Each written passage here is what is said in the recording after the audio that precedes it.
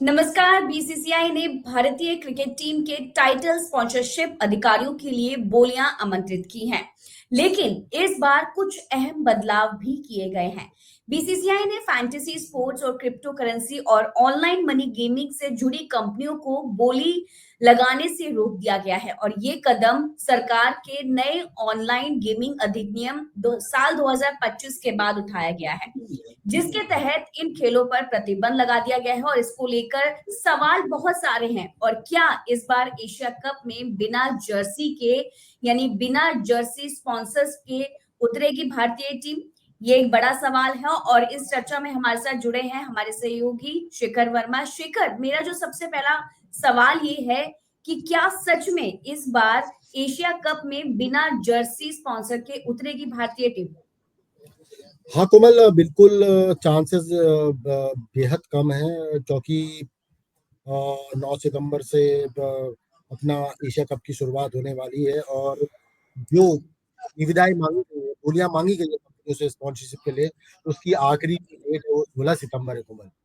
तो इस बार तो बिल्कुल बिना स्पॉन्सरशिप के टीम इंडिया के खिलाड़ी को एशिया कप में मैदान पर उतरना पड़ेगा। कोई भी स्पॉन्सर उनके साथ अभी नहीं रहेगा। अब उसके बाद क्या होता है वो तो आगे देखने वाली बात है, क्योंकि नियम इतने कड़े कर दिए गए हैं स्पॉन्सरशिप को लेकर। जो अभी एक्ट पास हुआ है, ऑनलाइन गेमिंग एक्ट 2025, उसके बाद काफी ज्यादा जो नियम कड़े कर दिए गए हैं, उसमें कई तरह के जो ब्रांड्स हैं, कई तरह की जो कंपनियां हैं, वो स्पॉन्सरशिप के दायरे से बाहर हो चुकी हैं। तो बड़ी मुश्किल होने वाली है। तो वहीं बीसीसीआई का ये भी कहना है कि जो ऑलरेडी जुड़ी हुई कंपनियां हैं, वो भी स्पॉन्सरशिप के लिए बोली नहीं लगा सकती है। तो अब यह है कि कौन होगा अगला स्पॉन्सर भारतीय क्रिकेट टीम को, जो भारतीय क्रिकेट टीम को सहारा देगा। ये बहुत बड़ा रेवेन्यू कोमल स्पॉन्सरशिप के जरिए बीसीसीआई को आता है। आज आपको पता है कि बीसीसीआई दुनिया की क्रिकेट में एक सबसे धनी क्रिकेट एजेंसी मानी जाती है, संस्था मानी जाती है। उसके पास काफी पैसा है, काफी धनी, काफी अमीर मानी जाती है कोमल। उसका कारण यही है कि वो अपने सैटेलाइट राइट्स, अपने टीवी राइट्स और अपने जो ओटीटी राइट्स हैं, अपने लाइविंग स्ट्रीमिंग के राइट्स हैं, और खासकर स्ट्रीमिंग ये स्पॉन्सरशिप, इससे बड़े पैमाने पे पैसा आता है कोमल।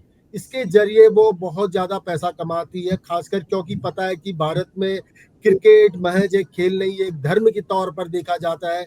जब जब लोग क्रिकेट देखते हैं, क्रिकेट प्रेमी क्रिकेट देखते हैं, तो उस समय ये नहीं सोचते कि कौन किस धर्म का है या किस कास्ट से बिलोंग करता है। सब एक हो जाते हैं, टीम इंडिया को चीयर करते हैं। तो क्रिकेट के लिए दीवानगी इसी से नजर आती है कि जो बीसीसीआई का जो खजाना है हमेशा लबालब भरे रहता है। लेकिन इस बार जो बड़ा झटका स्पॉन्सर के तौर पर, जब ड्रीम 11 को बाहर कर दिया गया, ड्रीम 11 पर बैन लगा दिया गया, ड्रीम 11 ने अपना स्पॉन्सरशिप वापस ले लिया, उसके बाद इस बार ऐसा लग रहा है कि सादे कपड़ों में बिना स्पॉन्सरशिप के टीम इंडिया एशिया कप में खेलते हुए दिखाई देगी। जी कोमल। बिल्कुल शिखर, क्या लगता है कि स्पॉन्सरशिप ना मिलने से बीसीसीआई पर कितना घाटा हो सकता है? कोमल, अगर जैसे देखा जाए तो जो बीसीसीआई के साथ ड्रीम 11 का करार हुआ था, वो भारतीय क्रिकेट टीम के लिए 358 करोड़ का हुआ था। वहीं आईपीएल और भारतीय क्रिकेट टीम जो राष्ट्रीय क्रिकेट टीम है, उन दोनों को मर्ज कर दिया जाए तो ये करार 1000 करोड़ रुपए का था 3 साल के लिए, 2023 से 2026 तक। हालांकि ड्रीम 11 ने जो करार के साथ खत्म हुआ है, कंपनी इसका जो घाटा है खुद अपने पे भरने वाली है, खुद वहन करने वाली है। लेकिन अब आगे जो कंपनियां आएंगी वो ये जहन में रख के पक्के तौर पर सोचेंगी कि क्या पता कल के दिन कोई एक नए नियम आ जाए और हमको कई तरह की दिक्कतों का कहीं सामना ना करना पड़े। कहीं हमारा भी स्पॉन्सरशिप बीच अधर में अगर छूट गया तो हमें भी करोड़ों रुपए का घाटा होगा।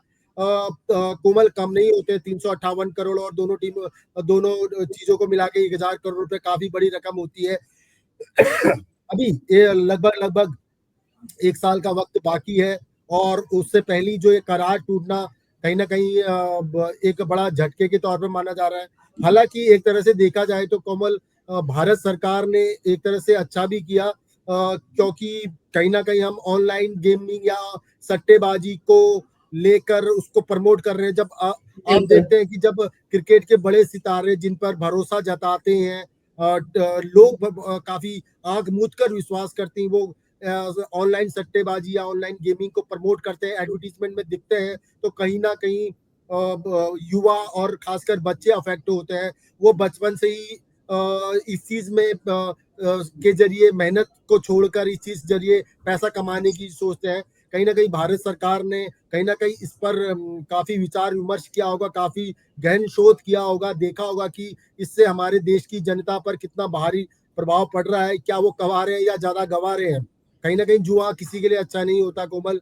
हमारे तो प्राचीन इतिहास से देखा गया है, महाभारत काल से, कि जुए ने पूरा साम्राज्य लुटा दिया था। तो देखा जाए तो कहीं ना कहीं भारत सरकार की एक जो अपनी पॉलिसी, उनकी जो एक सोच है वो अच्छी तौर पे नजर आ रही है। लेकिन फिलहाल इस समय टीम इंडिया को भी एक तरह से कहीं ना कहीं दिक्कत का सामना करना पड़ेगा पैसों को लेकर। देखिए, हालांकि उनके लिए ये कोई ज्यादा बड़ी रकम नहीं है, लेकिन थोड़ा थोड़ा करके ही कहते हैं कि ना, बूथ बूथ करके ही घड़ा भरता है। अगर इसी तरह से कई और कंपनियां भी हाथ पीछे खींच लिए, और जैसा कि बीसीसीआई ने एक्सपेक्ट किया होगा कि जब हम जो बोलियां मंगाई गई है, जो नीलामी के लिए बोलियां मंगाई गई हैं, उसको उसमें उनके अपेक्षा के अनुसार अगर कंपनियां नहीं आती है, तो एक बहुत बड़ा दिक्कत आने वाले समय में हो सकता है कोमल। अब देखना तो ये होगा। हालांकि हम अपेक्षा ये की जाती है कि 30 सितंबर से कोमल महिला क्रिकेट वर्ल्ड कप भी शुरू हो रहा है, शुरू हमारे होने वाला इंडिया में है। हो रहा है, घरेलू मैदान में शुरू हो रहा है। तो अपेक्षा ये की जा सकती है कि 16 सितंबर तक अगर निविदाएं मिल जाती हैं, और नीलामी में किसी कोई कंपनी हो सकती है कि भारतीय पुरुष क्रिकेट टीम के तो नहीं, लेकिन भारतीय महिला क्रिकेट टीम की जर्सी में कोई नया स्पॉन्सर दिखाई देगा। जी कोमल। बिल्कुल। शेखर, जैसे कि बात हो रही है स्पॉन्सरशिप की, तो बीसीसीआई ने किस तरह की कंपनियों को टाइटल स्पॉन्सरशिप के लिए बोली लगाने से रोक दिया गया है, जो बैन कर दी गई है? कोमल, जैसे कि मैंने पहले ही कहा था कि गवर्नमेंट ऑफ इंडिया का जो अभी का एक उनकी जो पॉलिसी है, उनका मकसद ये है कि जो हमारी युवा है, जो हमारे आने वाली पीढ़ी है, वो कहीं किसी भी बुरे लत में या किसी भी बुरे उनको दिक्कतों में ना फंसे, कोई गलत चीज में फंस के अपना भविष्य बर्बाद ना कर दे, अपनी जो जमा पूंजी है अपनी, वो ना गवा दे। तो इसलिए उन्होंने काफी सोच समझ के कुछ एक पैरामीटर बना रखा है कोमल, जिसमें कि आपका टोबैको पदार्थ है, तंबाकू, सिगरेट, शराब, जो सार्वजनिक नैतिकता को जो ठेस पहुंचाने वाली चीजें हैं कोमल, उन ऐसे उत्पादों को, प्रोडक्ट को प्रमोट करने वाली, बनाने वाली कंपनियों को बैन बिल्कुल किया भी गया है। मतलब ब्लैक लिस्ट कर दिया है। ऐसी कंपनियां बिल्कुल भी वो नहीं, बोली नहीं लगा सकती है कोमल। इसके अलावा एक जो सरोगेसी कंपनियां हैं, आपने सुना होगा, उन पे भी बैन लगाया है। ऐसी कंपनियां क्या करती है कोमल की मतलब कि जैसे कि कोई कंपनी कोई और होती है, लेकिन उसकी जगह बोली कोई और लगाती है, तो बिल्कुल। इसको भी बैन कर दिया गया है। कहने का मतलब यह है कि मान लो कि कोई कंपनी टोबैको पदार्थ बनाती या अल्कोहल प्रोड्यूस करती है, लेकिन उसके बिहाफ में किसी और दूसरी कंपनी ने बोली लगाया, तो ऐसी वाली कंपनियों को भी बिल्कुल ब्लैकलिस्ट कर दिया गया है। ऐसी कंपनियों को भी अयोग्य घोषित कर दिया, करार कर दिया है बीसीसीआई ने। ठीक है। बिल्कुल। शेखर, अगर हम बात करें बीसीसीआई द्वारा कंपनियों पर प्रतिबंध लगाने का जो मेन रीजन है, मुख्य कारण क्या है? कोमल, जब से आपने देखा होगा अभी पार्लियामेंट में जब विवाद चल रहा था, काफी बहुत गहमागमी के बीच मानसून का जो सत्र था वो चल रहा था, इसी बीच गवर्नमेंट ऑफ इंडिया ने, भारत सरकार ने, जो मोदी गवर्नमेंट है, वो एक बिल लेकर आई लोकसभा में, राज्यसभा में, और उसको ध्वनि मत से पारित कर दिया गया। उस कानून का नाम था ऑनलाइन गेमिंग एक्ट 2025। कोमल, ओके। हाँ, इसके लागू होते ही इसके राष्ट्रपति के साइन होते ही जितने भी जो भी चीजें थी जो इस चीज में डील करती थी कोमल, उन ड्रीम इलेवन जैसी कंपनियां, ऑनलाइन गेमिंग या ऑनलाइन सट्टा, टोबैको, शराब, अल्कोहल, जो किसी की जो सार्वजनिक नैतिकता को ठेस पहुंचाती है, ऐसी कंपनियां, बिल्कुल। ऐसी कंपनियों को अयोग्य करार कर दिया गया है। ऐसी कंपनियां और पब्लिकली इस तरह से कोई भी खेल खेलने वाली टीम है हमारे देश की, जो वो ऐसे कंपनियों को अपना स्पॉन्सर नहीं बना पाएंगी। तो ऐसी कंपनियों को ये जो एक्ट है कोमल, ये जो है इसके लागू होने के बाद ही इस तरह की चीजें सामने आई। जी बिल्कुल शेखर, अगर जैसे हम ड्रीम इलेवन की बात कर रहे हैं, तो ड्रीम इलेवन का बीसीसीआई के साथ जो पिछला करार रहा था वो कितने रुपए का रहा था? कोमल, जैसे कि मैंने पहले बताया था कि टोटल जो जो करार था 2023 में हुआ था करार कोमल, 3 साल के लिए हुआ था, 2023 से 2026 तक। वो था सिर्फ वो भारतीय क्रिकेट टीम के लिए 358 करोड़ रुपए का था। लेकिन अगर आईपीएल की जो सारी फ्रेंचाइजी टीमें हैं उनकी जर्सी में भी ड्रीम इलेवन का जो स्पॉन्सर करेक्ट। लगाने के लिए टोटल जो जो रकम थी कोमल, वो 1,000 करोड़ रुपए थी। तो कहने का मतलब है कि जो अगला सीजन हम 18वां सीजन देखेंगे, 19वां सीजन सॉरी देखेंगे बिल्कुल। हाँ। नेक्स्ट ईयर, तो उसमें किसी भी फ्रेंचाइजी की टीम की जर्सी पर, खिलाड़ियों की जर्सी पर ड्रीम इलेवन का लोगो नहीं दिखाई देगा। नहीं दिखाई यानी देगा। कि अब हाँ, भारतीय क्रिकेट टीम के साथ साथ आईपीएल की जितनी भी टीम है वो भी ड्रीम इलेवन की स्पॉन्सरशिप से उनको भी अयोग्य जी, घोषित कर दिया गया है। बिल्कुल, जी बिल्कुल, बिल्कुल। शेखर, कौन-कौन सी कंपनी मौजूदा ब्रांड कैटेगरी में बीसीआईसी के साथ जुड़ी हुई नहीं है? कोमल, काफी सारी कंपनियां हैं। अच्छा, जैसे जो कंपनियां, जैसे कोमल मैंने बताया कि क्रिप्टो करेंसी और फैंटेसी जो स्पोर्ट्स है ना, कंपनियों को भी क्या कहते हैं बाहर कर दिया गया है। इसके अलावा जैसे कोमल जो ऑलरेडी कंपनियां हैं जो जैसे कि जैसे कि sports apparel, bank, non banking, NBCL वगैरह बोलते हैं, नॉन अल्कोहलिक जो कोल्ड ड्रिंक बनाती हैं, जो कहीं ना कहीं डायरेक्टली या इनडायरेक्टली बीसीसीआई से जुड़ी हुई हैं। इंश्योरेंस कंपनियां हैं कोमल, हम लोग जो देखते हैं, और जैसे कि Adidas, Campa Cola, IDFC, first bank, SBI life insurance, हम लोग बीच बीच में देखते हैं इनके बिल्कुल। एडवर्टीजमेंट में वगैरह आते रहते हैं। तो ऐसी कंपनियां जो डायरेक्ट और इनडायरेक्ट तौर पर भी जुड़ कहीं ना कहीं क्रिकेट से जुड़ी हुई हैं, ऐसी कंपनियां भी बोली नहीं लगा पाएंगी कोमल। तो ऐसी कंपनियों को भी बोलियों से बाहर कर दिया गया है। इसलिए बड़ी इस बार जो निविदाएं मांगी गई है, डगर बड़ी मुश्किल होने वाली है, क्योंकि एक तरफ तो इन कंपनियों को बाहर कर दिया, एक तरफ इन कंपनी को बाहर कर दिया गया है। सरोगेसी कंपनियां नहीं बिल्कुल। बोली सकती, और जो डायरेक्टली जुड़ी हुई है वो कुछ नहीं कर सकती। तो बड़ी दिक्कत होने वाली है। हालांकि ये देखना होगा कि टीम इंडिया को इस बार किस कंपनी का सहारा मिलता है, ये बड़ी बात होगी, और कितने रुपए का करार होता है। क्यों, हालांकि बीसीसीआई को इस स्पॉन्सरशिप के पीछे हटने से, ड्रीम इलेवन के पीछे हटने से कोई भी घाटा नहीं हुआ, उनको कोई पे आउट नहीं करना पड़ा। ड्रीम इलेवन ने कहा है कि वो ये घाटा खुद भरपाई करेगी। लेकिन इसका जो एक होता है कि कंपनियां भी बड़ा सोच समझ के आगे आएंगे कि कल के दिन कोई दूसरा एक्ट पास हो गया, कोई दूसरा कानून पास हो गया, हमारा भी इतना करोड़ों रुपए फंस गया, तो फिर क्या होगा। बड़ी मुश्किल होने वाली है। लेकिन अब कमल ये देखना होगा कि कौन सी कंपनी भारतीय क्रिकेट टीम के लिए अपना दांव खेलती है। आगे आने वाले ये विद इन 1 मंथ में या फिर 15-16 दिन में पता लग जाएगा हमें कि कौन भारतीय क्रिकेट टीम को अब सहारा देगी एज ए स्पॉन्सर के तौर पर, और फाइनेंशियली और जर्सी में किसका लोगो लगता है। ये तो आने वाले दिनों में हमें जल्द ही पता चल जाएगा। जी कुमार। लेकिन शेखर, मेरा एक और सवाल ये है कि एशिया कप में भारतीय टीम बिना जर्सी स्पॉन्सर के क्यों उतरेगी? अब कोमल, उसकी वही वजह है कि जब टीम ही बाहर निकल गई है, तो फिर जब स्पॉन्सरशिप मिले ही नहीं और इस तरह का जब एक्ट पास हो गया, तो उसके बाद कोई संभावना बचती नहीं है, कोई आसार नहीं बचते हैं कि उनके टीम के लिए कोई स्पॉन्सर, क्योंकि इसके लिए एक पूरी प्रक्रिया होती है कोमल, बिल्कुल कोई प्रोसेस होता है। ये ऐसा नहीं है कि बोर्ड रूम में बोर्ड रूम में कोई 4 लोग बैठ गए बीसीसीआई का अभी जैसे राजीव शुक्ला है, अभी कार्यकारी अध्यक्ष है, रोजर बिन्नी ने इस्तीफा दे दिया क्योंकि वो 70 प्लस के हो गए थे।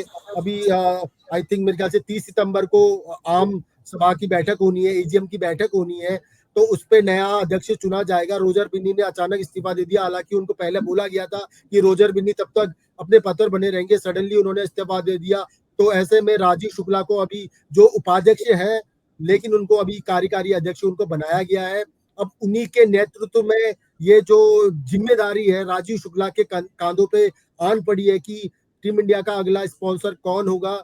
बड़ी उनके तो ये है कि कार्यकारी अध्यक्ष के तौर पर ही बड़ी मुश्किल उनके सामने पहाड़ जैसा मुश्किल आन पड़ी। अब देखेंगे कि कैसे होगा, लेकिन हालांकि ये जो प्रक्रिया है, इस प्रक्रिया अगर इतना लंबा नहीं होता, क्योंकि सार्वजनिक होती नहीं तो 10 सवाल उठते हैं कोमल, क्योंकि बीसीसीआई कोई एक प्राइवेट कंपनी नहीं है।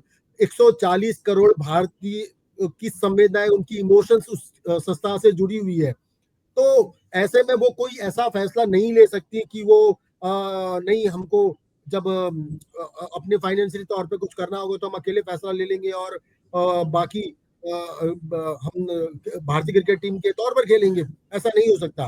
तो एक पूरी प्रक्रिया होती है, बिल्कुल बोलियां निविदाएं मंगाई जाएंगी, बिल्कुल पारदर्शिता होगी, लोग अपने आएंगे, बोलियां लगाएंगे, उसके बाद जो जीतेगा वो सिकंदर, फिर उसके बाद भारतीय क्रिकेट को भी मिल जाएगा नया स्पॉन्सर। बिल्कुल बिल्कुल। शेखर, अगर बोली में भाग लेने वाली कंपनियों को अगर वो भाग लेती हैं तो उनको कितनी धनराशि जमा करनी होगी?